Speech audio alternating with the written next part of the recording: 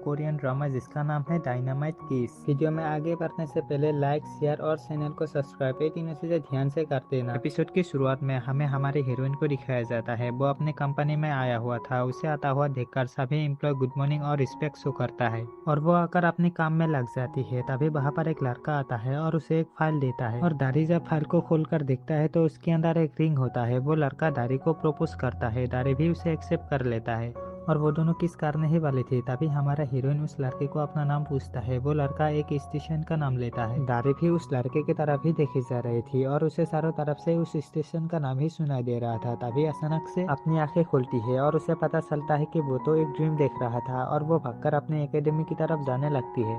जाते हुए वो एक लड़की को देखता है जिसका बुक नीचे पड़ा हुआ था। वो बुक को उठाकर उस लड़की के बैग में रख देता है और एक लड़की को रोड क्रॉस करने में मदद करती है और थोड़ी देर बाद वो एकेडमी पहुंच जाती है। वहाँ पर टीचर लेक्चर दे रहा था और वो देखता है कि सभी स्टूडेंट सो रहा है और वो चिल्लाकर दारिम की तरफ इशारा करके कहता है, तुम सभी को उसके जैसा बनना चाहिए जो मेरे क्लास में कभी नहीं सोती। थोड़ी देर बाद वो दारिम की मजाक उड़ाने लगता है और उसे मजाक में ज़ॉम्बी भी कह देता है और वहाँ पर सभी स्टूडेंट दारिम को ज़ॉम्बी कहता हुआ देखकर हंसने लगता है। थोड़ी देर बाद क्लास खत्म हो जाती है। दारिम और उसकी दोस्त बाहर आ जाती है। उसकी दोस्त उसे कहती है, टीचर ने आज तुम्हारे साथ बहुत बुरा किया। और दारिम सामने टीचर को देख लेती है और वो टीचर के पास आकर टीचर को पूछती है, आपने क्लास में ऐसा क्यों कहा कि मैं एक ज़ॉम्बी हूँ। टीचर कहता है, मैंने बस ऐसे ही कह दिया था। टीचर की बात सुनकर दारिम कहती है, आपको ऐसा नहीं करना चाहिए था, मैं गरीब हूँ इसलिए आपने मेरे साथ ऐसा किया। टीचर एक कार्ड को निकालकर दारिम को देते हुए कहता है, आप ठीक है ना। दारिम भी उस कार्ड को लेकर बहुत खुश होता है और वो कहता है, सब कुछ ठीक है और आप मुझे जो भी कहना चाहती हो सब कुछ कह सकते हो। और उसके बाद सीन शिफ्ट होता है। दारिम अपनी पार्ट टाइम जॉब में होती है और उसके साथ उसकी दोस्त भी होती है और उसकी दोस्त उसे पूछती है, तुमने टीचर को कुछ क्यों नहीं कहा। दारिम अपनी दोस्त को कहती है, टीचर ने मुझे यह कार्ड दे दिया है और मैं इसकी वजह से 1 महीने तक फ्री लेक्चर ले सकता हूँ। तुम नहीं जानती हो मुझे इस कार्ड को लेने के लिए यहाँ पर कितने दिन तक काम करना पड़ता है। उसकी दोस्त उसे पूछती है, तुम बात करने में बहुत ही अच्छी हो लेकिन तुम बार बार इंटरव्यू में फेल क्यों हो जाती हो। दारिम कहती है, मुझे इसके बारे में कुछ भी नहीं पता। और उसके बाद रात का सीन दिखाया जाता है। दारिम अपने घर जा रहा था और वो मन ही मन 5 साल पहले की बात याद करने लगती है। सिविल सर्वेंट बनने के लिए 5 साल पहले मैंने बहुत ही मेहनत की थी और बहुत स्टडी भी की थी लेकिन कुछ भी नहीं हुआ और बाद में मैंने उस काम को करना छोड़ दिया और अब मैं एक ज़ॉम्बी की तरह काम करता रहता हूँ और मुझे खुद नहीं पता ये काम मुझे कब तक करना होगा। और थोड़ी देर बाद वो अपने घर पहुंच जाती है और उसकी फैमिली को दिखाया जाता है। उसकी फैमिली में बस 3 ही लोग थे, उसके साथ उसकी माँ और उसकी बहन। उसकी माँ का नाम होता है मियांगसुंग और उसकी बहन का नाम दाजुंग होता है।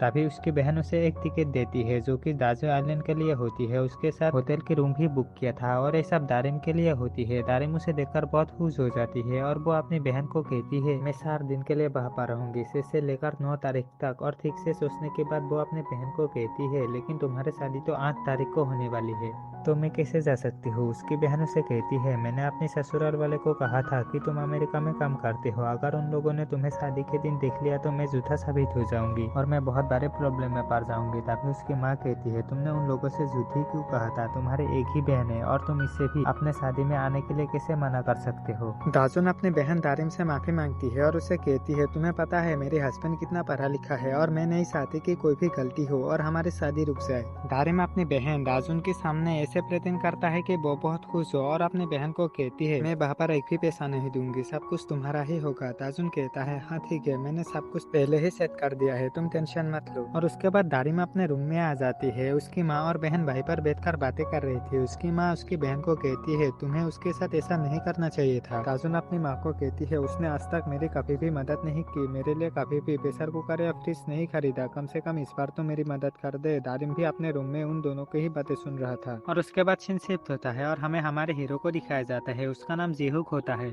वो अपने कंपनी के प्रोजेक्ट के बारे में 3 क्लाइंट से बात कर रहा था। जब वो अपने प्रपोजल की कीमत के बारे में बताता है, उन तीनों में से दोनों ने तो मना कर दिया था लेकिन एक क्लाइंट मान जाता है और वो कहता है, तुम जितना मांग रहे हो मैं इससे 10 गुना दूंगा लेकिन मेरा एक शर्त है। जियोंगयोंग नाम का एक आदमी जो एक डेवलपर है, उस आदमी को तुम्हें अपनी कंपनी में लाना होगा। ज्यूक कहता है, हाँ ठीक है मैं ले आऊंगा। ज्यूक का सेक्रेटरी भी वहाँ पर बैठा था और वो दोनों बहुत खुश हो जाता है। ज्यूक अपने सेक्रेटरी को कहता है, जल्दी से जियोंगयोंग की इन्फॉर्मेशन को निकालो इससे पहले कि उसे कोई और ले जाए। उसका सेक्रेटरी कहता है, हाँ ठीक है मैं कर दूंगा लेकिन अभी हमें सेलिब्रेट करना चाहिए। और वो दोनों एक पार्टी में आ जाते जाता है। क्यांगमिंग आकर वहाँ पर डांस करने लगता है। वहाँ पर कुछ लड़कियां क्यांगमिंग को डांस के लिए पूछती है, लेकिन क्यांगमिंग मना कर देता है और वो जी हुक की तरफ इशारा करके कहता है, मैं उस हैंडसम लड़के के साथ आया हूँ, अगर तुम लोग चाहते हो तो उसे डांस के लिए पूछ सकते हो। जी हुक भी क्यांगमिंग की तरफ ही देखे जा रहा था और वो अपनी जगह से हट जाता है। जी हुक को वहाँ से आता हुआ देखकर क्यांगमिंग भी उसके पास आ जाता है और उसे कहता है, तुम वहाँ से क्यों आ गए हो और तुम्हें किसी लड़की से प्यार करना चाहिए। तभी जी हुक कहता है, मुझे प्यार नहीं चाहिए क्योंकि ये सब बहुत बोरिंग होता है। उसकी बात सुनकर क्यांगमिंग कहता है, शायद तुमने आज तक पहला किस नहीं किया है, अगर किया होता तो तुम्हें पता चल जाता प्यार क्या होता है।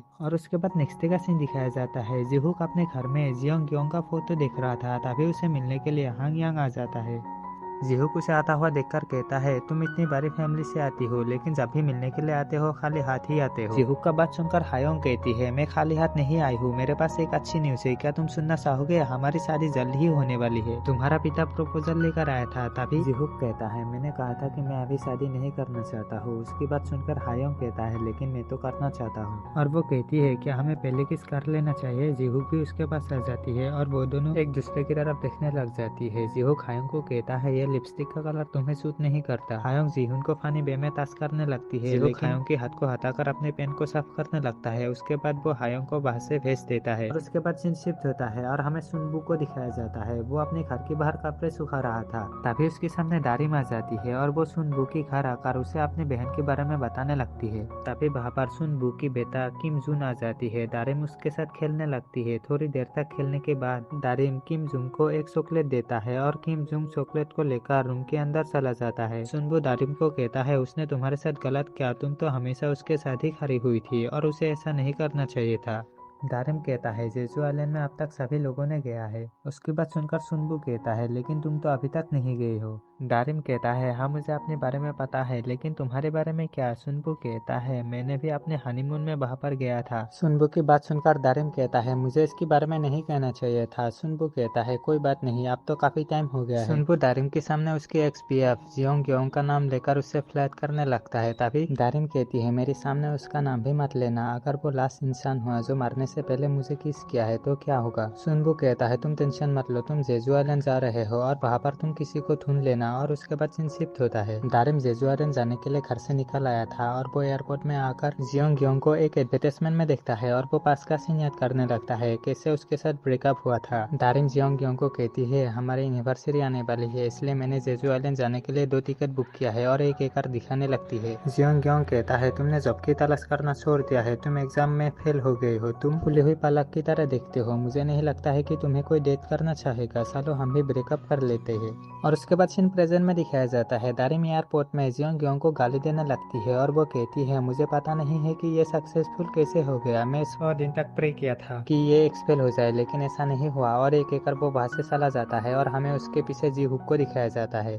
वो भी वहाँ पर जियोंग ग्योंग को देखकर कहता है, मैं आ रहा हूँ तुम्हारे पास। और उसके बाद हमें रास्ते का सीन दिखाया जाता है। जी हुक अपने सेक्रेटरी क्योंगमिंग से बात करता है और वो कहता है, मैंने आपके लिए होटल का रूम बुक कर दिया है और उसी होटल में जियोंग ग्योंग भी है, लेकिन वो हाई क्लास फैमिली से आता है और वो अजनबी उससे बात नहीं करता। वहाँ पर हम दारिम को भी देखते हैं, वो इधर उधर घूम के वहाँ पर एंजॉय कर रहा था, वहाँ पर फोटो खींचता है और वहाँ के लोगों को भी नोटिस करता है। और हमें वहाँ पर जी हुक को भी दिखाया जाता है, वो भी इधर उधर घूमकर मजे कर रहा था। थोड़ी देर बाद दारिम एक रेस्टोरेंट के अंदर चला जाता है और वो वहाँ की प्राइस को देखकर ही डर जाता है और वो रेस्टोरेंट से बाहर आ जाती है। बाहर आकर वो फोटो खींचने लगती है, तभी वहाँ पर एक लड़की आता है। वो लड़की दारिम को देखकर बहुत खुश हो रहा था और वो दारिम को अपना नाम सुजिन बताती है, लेकिन दारिम तो उस लड़की को पहचान नहीं पा रहा था। थोड़ी देर तक देखने के बाद दारिम उसे कहती है, तुम तो मेरे क्लासमेट सुजिन हो, क्या तुम यहाँ पर घूमने के लिए आए हो? सुजिन कहती है, हाँ मैं यहाँ पर अपने बॉयफ्रेंड के साथ आई हूँ। तभी वहाँ पर जियांग आ जाता है। जियांग असल में सुजिन के बॉयफ्रेंड था। दारिम जब वहाँ पर अचानक से जियांग को देखता है तो उसे शौक लग जाती है। जियांग का हाल भी कुछ ऐसा ही था और वो दोनों सुजिन के सामने ऐसे दिखाती है जैसे कि वो दोनों अजनबी हो। और सुजिन जाकर जियांग की हाथ पकड़ लेती है और वो कहती है, ये मेरी बॉयफ्रेंड है, तुम यहाँ पर अकेला ही आए हो, क्या तुम्हारी भी कोई बॉयफ्रेंड है? दारिम भी हामी भर देती है और वो कहती है, वो बिजी है इसलिए वो मेरे साथ नहीं आ पाया। सुजिन दारिम को कहते हैं, चलो अब हम खाना खाने के लिए चलते हैं। और वो अपने बॉयफ्रेंड जियांग से पूछने लगती है। जियांग कहता है, मुझे कोई दिक्कत नहीं है। दारिम सुजिन को कहती है, लेकिन मेरे पास पहले से ही प्लानिंग है और हम बाद में मिलेंगे। और एक एकर अपने कान में मोबाइल लेकर बाहर से भाग जाता है।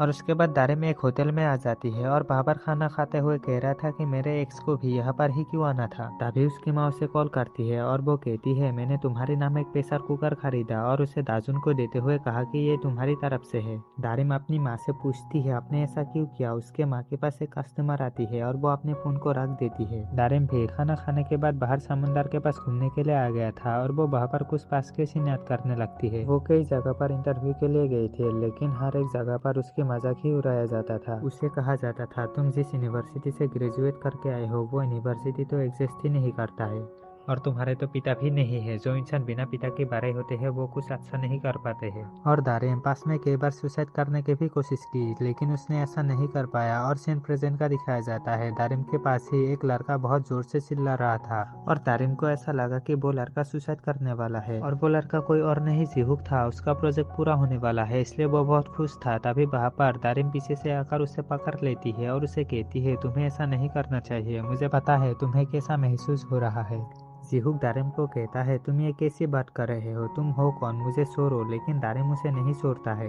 जिहुक दारिम को दूर कर देता है और उसे कहता है क्या तुम पागल हो। दारिम कहती है हाँ मैं पागल हूँ, मेरे पास पैसा नहीं है, दर्द नहीं है, बीएफ नहीं है, फिर भी मैं तुम्हें बचाना चाहता हूँ। जिहुक कहता है लेकिन मारना कौन चाहता है। दारिम उसके पास आकर उसे धक्का दे देता है और दारिम गिरने ही वाली थी लेकिन जिहुक उसे बचा लेता है। फिर भी दारिम बेहोश हो जाती है और जिहुक के हाथ में भी चोट लग जाता है और हमें हॉस्पिटल का सीन दिखाया जाता है। डॉक्टर आकर जिहुक को कहता है तुम्हारे कलाई में छोटा सा खरोच की निशान है लेकिन ये जल्दी से ठीक हो जाएगा।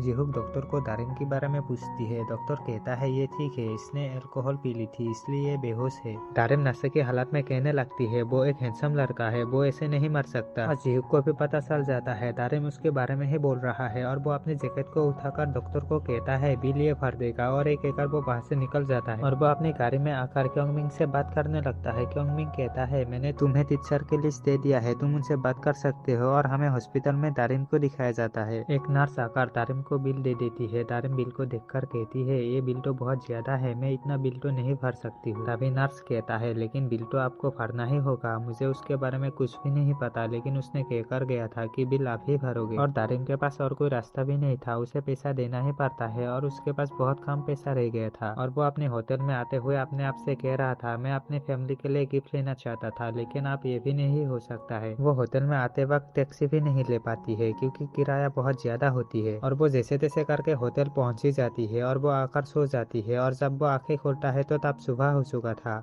और वो जब टाइम देखता है तो उसे पता चलता है कि ब्रेकफास्ट का तो टाइम हो गया है। अपने आप को तैयार करके वो बाहर ब्रेकफास्ट के लिए आ जाता है और वो वहाँ पर आकर खाना खाने लगती है। तभी वो अपने सामने जिहुक को बैठा हुआ देखता है और वो उसे देखकर उसके सामने वाली सीट पर जाकर बैठ जाती है। जिहुक दारिम से पूछती है तुम यहाँ पर क्या कर रहे हो। दारिम जिहुक से पूछती है तुम्हें मेरा नाम कैसे पता चला। जिहुक बताता है हॉस्पिटल में तुम्हारी आईडी दी गई थी मुझे और मुझे वहाँ से तुम्हारा नाम पता चला। दारिम कहते हैं हॉस्पिटल में तुम मुझे अकेला ही छोड़कर आ गई और सारा का सारा बिल मुझे ही भरना पड़ा। तभी जिहुक अपने सामने जियोंग योंग को देख लेता है और वो अपने सीट से खड़ा होकर दारिम को कहता है तुम अभी हाथ जाओ, मैं तुमसे बाद में बात करूंगा। के सामने आकर कहती है तुम कहाँ पर जा रहे हो, मुझे मेरे पैसे चाहिए नहीं तो मैं तुम्हारे पुलिस स्टेशन में रिपोर्ट करूंगी। सुजिन भी दारिम की बातें सुन लेती है और वो पीछे से दारिम की नाम लेती है। दारिम सुजिन की आवाज को सुनकर एकदम से सेंस हो जाती है और वो जिहुक के पास आकर खड़ा हो जाता है। सुजिन दारिम को एक लड़के के पास खड़ा हुआ देखकर उसे पूछती है क्या ये तुम्हारे बीएफ है। दारिम भी जिहुक के हाथ पकड़ के हामी भर देती है। सुजिन दारिम की बात सुनकर कहता है ये तो अच्छा हुआ, चलो हम लोग एक साथ खाना खाते हैं। दारिम मना कर देती है। जिहुक मन ही मन सोचने लगता है मुझे कुछ भी नहीं करना पड़ा, जियोंग योंग खुद ही मेरे पास आ गई। जिहुक दारिम की मना करने पर बच्चों की तरह हरकतें करने लगता है और वो दारिम को कहता है चलो हम लोग एक साथ खाना खाते हैं। और दारिम भी मान जाती है और वो सारों एक साथ खाना खाने के लिए आ जाती है। जियोंग योंग दारिम से पूछती है चलो तुम अपने बीएफ के बारे में बताओ, इसका नाम क्या है। लेकिन दारिम को जिहुक के बारे में कुछ भी नहीं पता होता है। जिहुक खुद ही अपने नाम और अपने काम के बारे में बता देता है और कहता है मैं एक पारी के सामने बैठा हुआ हूँ। और एक एकड़ वो दारिम की गाल को ताश करने लगता है और अपने पास से 2 इन्विटेशन कार्ड निकाल कर दारिम को कहने लगता है मुझे लगता है कि ये लोग बहुत अच्छा है। और वो इन्विटेशन कार्ड जियोंग योंग को देखकर कहता है कल एक पार्टी है, तुम लोग जरूर आना। सुजिन कहता है हाँ ठीक है, हम लोग भी आ जाएंगे। थोड़ी देर बाद ये लोग लिफ्ट में आ जाता है। वहाँ पर दारिम 5 दबाता है और जिहुक 7 और इन दोनों को देखकर जियोंग क्योंग कहता है, क्या तुम दोनों अलग अलग रूम में रहते हो? दारिम को अचानक ऐसा लगता है कि आप में क्या करो, लेकिन तभी जिहुक कहता है, हम भूल गए थे। उसके बाद ये लोग 7th फ्लोर पर एक साथ ही आ जाती है। दारिम को जिहुक की रूम के बारे में कुछ भी नहीं पता था और वो मन ही मन कहने लगता है, कब तक हम इसकी रूम तक पहुंचेंगे। लेकिन तभी जिहुक दारिम को पकड़ के जियोंग क्योंग को कहता है, हम लोग पहुंच गए हैं, कल हम लोग पार्टी में मिलेंगे। और वो दारिम को रूम के अंदर ले आता है। दारिम जिहुक से पूछता है, ये सब क्या था? जिहुक बताता है, शुरुआत तुमने की थी। दारिम जिहुक को कहता है, हाँ मैं जानती हूँ, लेकिन मैंने मजबूरी में ऐसा किया था और मुझे पता नहीं तुम किस पार्टी के बारे में बात कर रहे थे, लेकिन मैं वहाँ पर नहीं जाऊंगी। और एक एक दारिम वहाँ से जाने लगता है, लेकिन जिहुक उसे दरवाजे के पास रोककर कहता है, जियोंग तुम्हारा एक्स बॉयफ्रेंड है ना? दारिम भी हामी भर देती है और वो कहती है, हमारी बहुत बुरी तरह से ब्रेकअप हुआ था। उसकी बात सुनकर जिहुक कहता है, मैं जेजू एलन उसी के लिए ही आया हूँ, मुझे बिजनेस में ज़रूरत है उसकी। उस दिन तुमने ही मेरे हाथ पर चोट पहुँचाया था, लेकिन मैं वहाँ पर सुसाइड करने के लिए नहीं गया था। दारिम कहता है, मुझे माफ़ करना, मुझे लगा कि तुम वहाँ पर सुसाइड करने के लिए जा रहे हो। और एक एक वो वहाँ से जाने लगती है। उसे जाता हुआ देखकर जिहुक कहता है, तुमने जो हॉस्पिटल में बिल भरी थी उसे मैं 3 गुना करके लौटाऊंगी अगर तुम मेरे साथ पार्टी में जाओगे। लेकिन दारिम कुछ भी नहीं कहती और वहाँ से जाने लगती है। जिहुक कहता है, मैं 10 गुना दूंगा। 10 गुना सुनकर दारिम रुक जाती है और वो मन ही मन सोचने लगती है, मैं अपनी बहन के लिए गिफ्ट भी ले सकता हूँ। और वो जिहुक को कहता है, लेकिन मुझे आधा पैसा आप ही देना होगा और आधा बाद में। जिहुक भी मान जाता है। दारिम कहता है, तो डील डन।